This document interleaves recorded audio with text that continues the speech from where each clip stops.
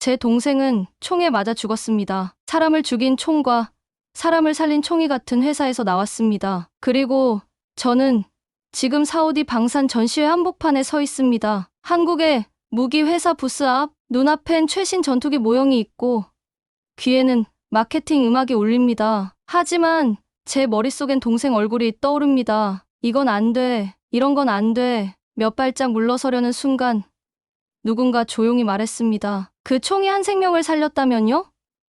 저는 다시 돌아섰습니다. 부스 한쪽, 작은 사진 한 장, 검게 탄 조종사의 헬멧이 무사히 구조된 순간을 담고 있었습니다. 그날 이후 저는 무기라는 단어를 다시 쓰게 되었습니다. 살상에서 생존으로, 혐오에서 이해로, 그리고 그 모든 변화는 한국 방산 부스에서 시작됐습니다. 여기 프랑스계 아르헨티나 출신의 34세 전직 전쟁 기자가 있습니다. 무슨 일인 걸까요? 감동적인 해외 사연을 전해드리는 사연곰입니다. 여러분의 좋아요와 구독은 큰 힘이 됩니다. 그렇다면 이제 사연을 시작하겠습니다. 아르헨티나, 부에노스아이레스. 이 도시는 늘 낯익은 분노 같은 공기를 안고 있다. 낡은 버스, 창문마다 삐걱대는 철문, 그리고 골목마다 남아있는 검은 흔적. 저는 그 골목 중 한 곳에서 동생을 잃었습니다. 그날도 평범했습니다. 학교 수업이 끝나고 엄마가 끓여준 렌틸콩 수프를 식탁에 두고 기다리던 저녁이었습니다. 하지만 총소리는 식탁보다 먼저 도착했습니다. 빵!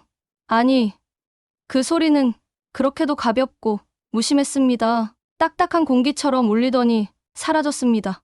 하지만 그 소리에 묻힌 건 우리 가족의 시간이었습니다. 동생은 군인이 아니었습니다. 그저 비행기를 좋아하던 16살 아이였습니다. 종이로 만든 전투기를 날리며 형, 이거 봐, 하고 웃던 아이. 저는 늘 무심했습니다. 시끄러워. 전쟁놀이 하지 마. 말끝을 그렇게 자르고 이어폰을 꽂았던 기억이 지금도 귀에 남아 있습니다. 그날 이후 저는 이어폰을 버렸습니다. 그리고 무기라는 단어를 마음속에서 지워버렸습니다. 저는 무기를 싫어했습니다. 하지만 그 싫어함은 세상을 바꾸지 못했습니다. 아이러니하게도 저는 전쟁 칼럼을 쓰는 기자가 되었습니다. 보스니아, 시리아, 콩고, 팔레스타인 죽음이 지나간 땅을 따라다녔습니다.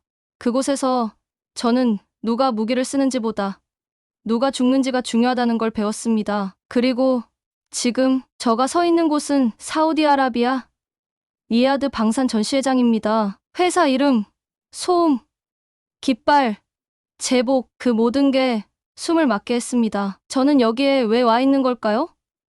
중남미 방산 협력 포럼에 자문이라도 맡았잖아. 전문가 한 명쯤은 필요하다고 상사는 그렇게 말했습니다. 하지만 저는 스스로를 설득하지 못했습니다. 저는 여전히 무기를 용서하지 못하는 사람이었기 때문입니다. 그러다 그 부스를 봤습니다. 작고 조용한 모양새, 푸른색 배경에 KAI, 한국항공우주산업이라는 글자가 쓰여 있었습니다. 한국, 전쟁의 냄새가 진하게 밴 나라. 저는 그 나라에 대해 안다고 생각했지만 그 부스 앞에서는 아무 말도 할 수 없었습니다. 제 발은 멈췄고 마음은 과거로 끌려갔습니다. 도와드릴까요? 조용한 한국인 직원의 목소리, 그 말조차 날카롭지 않았습니다. 설명도, 태도도 이상할 만큼 절제되어 있었습니다. 이건 전투기가 아닙니다. 조종사 훈련기입니다. 사고가 나도 구조 확률을 높이도록 설계했습니다. 훈련기, 죽이기 위한 것이 아니라 살아남기 위한 기계.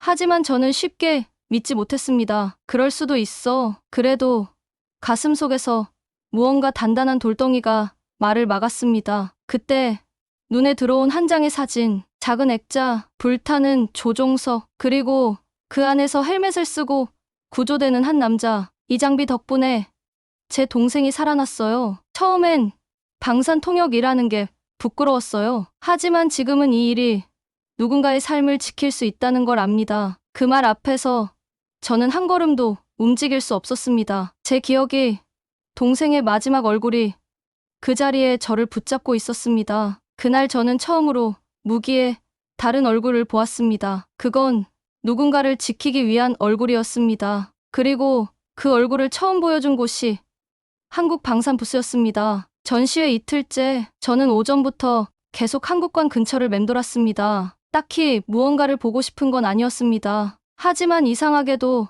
다른 어떤 부스보다 조용한 그 파란색 공간이 자꾸 신경 쓰였습니다. 전날 봤던 구조 사진이 머릿속에서 떠나질 않았습니다. 이 장비 덕분에 동생이 살아났어요. 그 말이 자꾸 되뇌어졌습니다. 죽은 사람을 위한 말이 아니었습니다. 살아남은 사람을 위한 말. 저는 그게 낯설었습니다. KOTRA 로고가 박힌 데스크에 조심스레 다가섰습니다. 한 중년 남성이 일어서며 웃으며 맞았습니다. 어서 오세요. 어제도 오셨죠? 기억납니다. 한국말이 익숙지 않은 저는 어색하게 웃으며 영어로 답했습니다. 그는 물 한 컵을 건네주며 자리에 앉으라고 권했습니다. 그의 표정엔 팔려고 덤비는 마음이 없었습니다. 그건 단순히 전시회 직원의 얼굴이 아니었습니다. 그보다 훨씬 부드러운 것이었습니다. 딸이 군에 있습니다. 그가 조용히 입을 열었습니다. 공군이에요. 제주에서 근무합니다. 폭풍이 오면 늘 먼저 확인하죠. 무전이 안 오면요. 밥이 안 넘어갑니다. 그는 컵을 들고 입술만 축였습니다. 그 손끝이 약간 떨리는 걸 저는 놓치지 않았습니다. 그런 마음으로 일합니다. 무기를 팔러 온 게 아닙니다. 누군가의 딸을 지키기 위해서 그 마음을 이해해줄 한 사람을 찾는 겁니다. 저는 입을 다물었습니다. 그 말은 설명서보다 강했고 계약서보다 진심이었습니다. 그는 제게 명함 하나를 건네며 덧붙였습니다. 이 일을 하면서 늘 조심합니다. 이게 어떤 나라에선 살인도구일 수 있다는 걸 압니다. 그래서 더 정직하려고 합니다. 정치인이라는 말 들어보셨나요? 저는 고개를 저었습니다. 이해는 안 돼도 끝까지 함께 가는 마음입니다. 사랑과는 좀 다르고 의무와도 다릅니다. 우리 부모 세대는 그 정으로 나라를 지켰다고 해요. 그 말이 왠지 가슴에 박혔습니다. 저는 기자로 수많은 국가의 병영 문화를 봐왔습니다. 정? 군대에 그런 게 있다고 생각해 본 적이 없었습니다. 하지만 지금 이 조용한 중년 남성의 어깨에서 그 단어는 거짓없이 살아있었습니다. 그는 조용히 물었습니다. 혹시 김치볶음밥 좋아하시나요? 저는 웃었습니다. 매콤하고 짠 그 맛, 어딘가 익숙한 냄새. 몇 년 전 서울 출장 때 한식당에서 먹고 혼자 감탄했던 적이 있었습니다. 딸이 군에 간 이후엔 김치볶음밥을 매주 금요일마다 해놓고 기다립니다. 오지는 않지만 그래도 습관이 됐어요. 저는 그제야 깨달았습니다. 그가 만든 무기는 딸을 지키기 위한 마음에서 비롯된 기술이었습니다. 그 기술 안엔 설계도보다 오래된 기억, 버티는 법을 배운 시간, 그리고 김치볶음밥 냄새 같은 정이 들어있었습니다. 그날 이후 저는 한국 방산 기술을 단순한 성능으로 보지 않았습니다. 도표나 수치보다 먼저 사람을 보기 시작했습니다. 그리고 정이라는 말을 마음속에 처음으로 받아들이게 되었습니다. 전시회 셋째 날 오전, KOTRA 부스 뒤편에서 열린 작은 정책 세미나에 초청을 받았습니다. 현장엔 20명 남짓의 관계자들이 조용히 자리를 지키고 있었고 패널에는 한국 국방부에서 파견된 한 정책관이 앉아 계셨습니다. 그분은 무기를 자랑하거나 성능을 홍보하지 않았습니다. 오히려 국방이 기억 위에 서 있는 것이라는 말씀을 꺼내셨습니다. 한국은 아직 전쟁이 끝나지 않은 나라입니다. 저희는 평화를 체결한 것이 아니라 정전 상태에 머물러 있습니다. 법적으로도 감정적으로도 전쟁은 끝나지 않았습니다. 그 순간 회의장엔 묘한 정적이 흘렀습니다. 그 정적이 그분이 말하지 않은 공기까지 전달하는 듯했습니다. 그래서 저희는 모든 남성이 병역의 의무를 집니다. 물론 병사가 되기 위해서도 있지만 기억의 보관자가 되기 위해서이기도 합니다. 그 말씀을 듣는 순간 제 마음속 어딘가에서 무너지는 소리가 들렸습니다. 한국의 젊은이들은 군복을 입는 순간 단지 국가를 지키는 것이 아니라 전쟁이라는 기억을 품고 살아가는 것이었습니다. 그건 명령이 아니라 버팀이었습니다. 한 외국인 패널이 질문을 던졌습니다. 정전이라 해도 기술력으로 충분히 대비할 수 있지 않습니까? 사람을 줄이는 방향으로 가야 하지 않을까요? 그 질문에 그 한국 정책관께서는 조용히 미소 지으셨습니다. 기술은 빠릅니다. 하지만 사람은 정확합니다. 그리고 정치인이 있습니다. 그 단어를 또다시 들었습니다. 전날 KOTRA 직원께서 해주신 말이 다시 떠올랐습니다. 정은요, 이해는 안 돼도 같이 가주는 마음입니다. 그 말을 들었을 때 저는 순간 군대와 가족, 무기와 기억이 겹쳐 보이기 시작했습니다. 한국은 모순된 나라였습니다. 무기를 수출하면서도 무기가 쓰이지 않기를 바라는 나라, 전쟁을 기억하면서도 평화를 꿈꾸는 나라, 그리고 그 모순을 묵묵히 감당하고 있는 사람들, 그게 바로 대한민국의 병역을 수행한 이들이라는 생각이 들었습니다. 세미나가 끝나고 그 정책관께서 저를 불러 조용히 말씀하셨습니다. 기자님께선 죽음의 한복판을 많이 다녀오셨겠지요. 저희는 그 죽음을 매일 견디는 나라입니다. 무기는 저희에게 위협이 아니라 살아있다는 증거입니다. 저는 아무 대답도 할 수 없었습니다. 그분의 말이 진실이라는 건 굳이 더 설명하지 않아도 느껴졌습니다. 전시장을 나오는 길, 잠시 구석 의자에 앉아 가만히 눈을 감았습니다. 그리고 스스로에게 이렇게 물었습니다. 나는 기억을 감당해 본 적이 있었던가? 그날 한국이란 나라의 방산 기술보다 그 나라가 감당해 온 세월이 더 깊게 다가왔습니다. 전시회 마지막 날 아침, 초청장에 비공개 라운드라는 말이 적혀 있었습니다. 장소는 한화 부스 뒤편의 소규모 회의실, KOTRA 실무 담당자분이 직접 안내해 주셨고, 회의실 안에는 10명 남짓한 중남미 대표단이 조용히 앉아 있었습니다. 테이블 위엔 A사 종이가 접힌 작은 봉투가 하나씩 놓여 있었습니다. 자리에 앉자 담당자가 말했습니다. 오늘은 수치를 말씀드리는 대신 사람의 이야기를 전달하고자 합니다. 저는 그 순간부터 어딘가 이상하게 긴장되기 시작했습니다. 봉투를 열자 펜으로 직접 쓴 손글씨가 눈에 들어왔습니다. 글씨체가 정갈하지 않았지만 힘이 느껴졌습니다. 콜롬비아 육군 출신 군인의 편지였습니다. 그는 스스로를 전쟁이 남긴 유일한 증인이라 표현했습니다. 저는 형을 전쟁에서 잃었습니다. 정확히 말하면 한국에서 수입된 소총에 맞았습니다. 처음엔 그 나라 이름조차 듣고 싶지 않았습니다. 무기를 만드는 이들도 미웠습니다. 그런데 어느 날 어머니가 그러시더군요. 그 총이 마을을 지켰잖니? 형이 아니었다면 우리 모두 죽었어. 그 말을 듣는 순간 제 원망이 부끄러움으로 변했습니다. 형은 죽었지만 어머니와 여동생은 살았습니다. 그 무기는 죽음의 원인이자 생존의 도구였습니다. 그래서 저는 그 총을 미워하는 대신 이해하려 합니다. 그 문장을 읽는 순간 제 손끝이 떨리기 시작했습니다. 동생의 얼굴이 떠올랐습니다. 그 골목, 그 총성, 그날의 냄새가 다시 코끝을 찔렀습니다. 그리고 그 다음 문장을 읽는 순간 저는 무너졌습니다. 당신도 언젠가 이 총을 이해할 날이 올 겁니다. 그 한 줄 단순한 문장이었습니다. 하지만 저에겐 돌덩이처럼 무거웠습니다. 그 자리에서 저는 아무 말도 할 수 없었습니다. 앞에 놓인 종이 위에 눈물이 한 방울, 그리고 또 한 방울 떨어졌습니다. 제가 우는 걸 본 누군가가 휴지를 조용히 내밀었습니다. 그 순간 저는 방산 전시회 한복판에서 울고 있는 제 자신을 마주하게 되었습니다. 잠시 후 발표자가 말을 이었습니다. 하나의 기술연구원이라고 소개한 중년 남성이었습니다. 우리는 무기를 만듭니다. 하지만 그 누구보다 그 무기가 쓰이지 않기를 바라는 사람들입니다. 그래서 더 정교하게 만듭니다. 더 멀리서, 더 짧게, 더 정확하게, 빨리 끝나게 하기 위해서요. 그 목소리는 평범했지만 저는 거기서 기도처럼 간절한 마음을 느꼈습니다. 회의가 끝나고 다들 조용히 자리를 떴습니다. 저는 그대로 앉아 있었습니다. 눈을 감고 손에 쥔 종이를 가만히 펴보았습니다. 손끝이 느끼는 잉크 자국, 삐뚤어진 글자, 모든 것이 진심이었습니다. 그리고 그 마지막 문장, 당신도 언젠가 이 총을 이해할 날이 올 겁니다. 그날 밤 호텔방에서 혼자 앉아 그 편지를 다시 읽었습니다. 그리고 제 다이어리 한쪽에 조용히 이렇게 적었습니다. 나는 이제 이해하기로 했다. 전시회 마지막 날 아침, 전시장 안은 여느 때보다 조용했습니다. 계약서가 오가고 수치가 정리되고 카메라 셔터음이 들리는 와중에도 저는 발걸음을 쉽게 옮기지 못하고 있었습니다. 그 자리에서 무언가를 끝내야 할 것 같았습니다. KOTRA 부스 쪽으로 마지막 인사를 전하러 갔을 때 그 중년 한국인 직원분이 다시 저를 알아보셨습니다. 며칠 전 딸이 공군에 복무 중이라고 하셨던 바로 그분이었습니다. 오늘 돌아가시죠? 혹시 짧게 이야기 나눠도 괜찮을까요?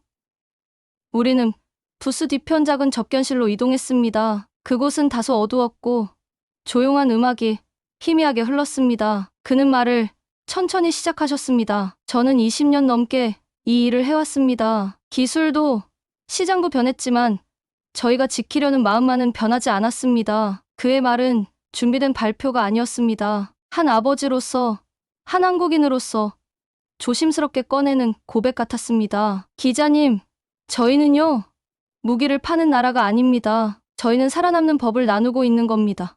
그 문장은 저를 멈춰 세웠습니다. 살아남는 법, 무기의 판매가 아니라 기억을 어떻게 견뎌내는지에 대한 공유. 그 순간 저는 그의 얼굴에 깊이 팬 주름과 손등에 10개 남은 상처 자국이 모두 이해되는 듯 했습니다. 그는 작은 봉투 하나를 제게 건넸습니다. 안에는 방탄복 원단의 섬유 조각 하나가 들어 있었습니다. 말없이 바라보는 저를 향해 그가 짧게 설명했습니다. 제 딸이 입고 있는 방탄복 조각이에요. 한국에서 만든 겁니다. 누군가의 자식이 살아 돌아오길 바라는 마음으로 하나하나 정성껏 만든 겁니다. 저는 그 조각을 손바닥 위에 올려놓고 한참을 바라봤습니다. 그 위에는 아주 작게 금색 실로 이런 문장이 새겨져 있었습니다. 지키기 위해 존재합니다. 그 순간 제 가슴 안에 남아있던 마지막 분노가 서서히 녹아내리는 걸 느꼈습니다. 기술이 아니라, 정밀함이 아니라 이 모든 것의 핵심은 결국 사람의 마음이었습니다. 한국은 무기를 파는 나라가 아니었습니다. 그 나라가 팔고 있었던 건 기억과 책임, 그리고 누군가를 끝까지 지키려는 마음이었습니다. 그걸 깨달은 순간 저는 더 이상 미워할 수 없었습니다. 그들의 무기를, 그들의 전쟁을. 돌아오는 비행기 안에서 기내식으로 김치볶음밥이 나왔습니다. 처음엔 웃음이 나왔습니다. 이걸 여기서 또 먹네 하고요. 그런데 한 숟갈 떠먹자 가슴 한켠이 따뜻해졌습니다. 그 맛 속엔 그 아버지의 말이, 그 딸의 옷이, 그리고 그들의 정이 담겨 있었습니다. 그날 이후 저는 방산을 기술이나 무기로 바라보는 시선에서 관계와 마음으로 이해하려는 사람이 되었습니다. 그리고 그 변화는 한국이라는 나라, 그들이 조용히 걸어온 길 위에서 시작된 것이었습니다. 아르헨티나로 돌아온 다음 날, 저는 혼자 동생의 방 문을 열었습니다. 몇 년이 지났지만 방 안의 공기는 여전히 그날의 시간을 품고 있었습니다. 책상 위엔 그가 좋아하던 비행기 그림이 아직 덜 칠해진 채 놓여 있었고, 창틀엔 군청색 스티커 하나가 해의 발에 누렇게 변해 있었습니다. 침묵 속에서 저는 조심스럽게 책상 서랍을 열었습니다. 한 장의 사진이 나왔습니다. 우리 둘이 공원에서 찍은 오래된 사진이었습니다. 동생은 그날도 하늘을 올려다보며 두 손을 활짝 벌리고 있었습니다. 사진 속 제 표정은 무표정이었지만 지금 보니 그 눈동자엔 두려움과 외면이 담겨 있었습니다. 그때는 그 아이의 꿈조차 저에겐 너무 가볍게 보였습니다. 저는 무릎을 꿇고 사진 옆에 조심스럽게 무언가를 내려놓았습니다. 한국에서 받은 방탄 섬유 조각, 그 위에 새겨진 작은 글씨가 다시 떠올랐습니다. 지키기 위해 존재합니다. 이제야 그 말의 무게가 느껴졌습니다. 미안하다. 무엇이 미안했는지는 명확하지 않았습니다. 지켜주지 못한 것도, 이해하지 못한 것도, 혹은 너무 늦게 돌아와서 이제야 용서를 구하는 저 자신도. 하지만 확실한 건 그 방 안에서 제 마음이 처음으로 울었다는 것이었습니다. 그날 밤 저는 책상 앞에 앉아 노트북을 켰습니다. 그리고 긴 글을 쓰기 시작했습니다. 그 글의 제목은 나는 총을 본 적이 있다였습니다. 첫 문장은 이렇게 시작됐습니다. 어떤 총은 사람을 죽였고 어떤 총은 사람을 살렸다. 나는 그 둘이 같은 회사에서 나왔다는 사실 앞에서 처음으로 조용히 울 수 있었다. 한국에서 돌아온 이후 저는 더 이상 무기라는 단어를 단정적으로 말하지 않게 되었습니다. 그 안엔 기술이 있었고 정치가 있었고 그리고 무엇보다 사람들의 정이 있었습니다. 한국 방산 부스를 떠날 수 없었던 이유, 이제는 말할 수 있습니다. 그곳엔 총보다 따뜻한 마음이 있었기 때문입니다. 살다 보면 우리는 모두 무언가를 미워하게 됩니다. 하지만 그 미움조차 들여다보면 그 안엔 이해받지 못한 사랑이 숨어 있습니다. 그리고 그 사랑을 다시 꺼내주었던 곳이 저에겐 한국의 방산 부스였습니다.